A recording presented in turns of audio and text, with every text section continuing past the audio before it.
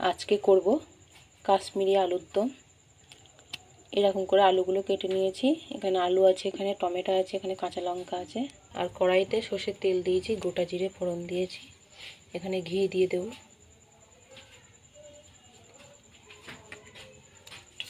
এবার তেজপাতা দিয়ে দেবো, টমেটো কুচি, এই যে দারচিনি আর লবঙ্গ আছে, গোটা লবণ, আদা বাটা, কাঁচা লঙ্কা, কাজু বাদাম বাটা আছে এখানটা, হলুদ গুঁড়ো, লঙ্কার গুঁড়ো, জিরের গুঁড়ো, কাশ্মীরি লঙ্কার গুঁড়ো।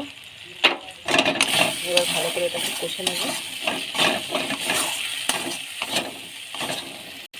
এবার আলুগুলো সব দিয়ে দেবো।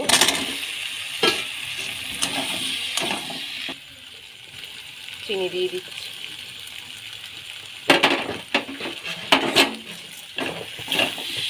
এবার জল দিয়ে দিলাম, জল দিয়ে দিয়েছি। এবার চাপা দিয়ে রাখছি। কাশ্মীরি আলুর দম হয়ে গেছে। যে আলুগুলো সব সিদ্ধ হয়ে গেছে, একদম গলে গেছে। এবার হালকা গরম মশলা দিয়ে নামিয়ে নেবো এটাকে। এই যে গরম মশলার গুঁড়ো দিয়ে দিচ্ছি।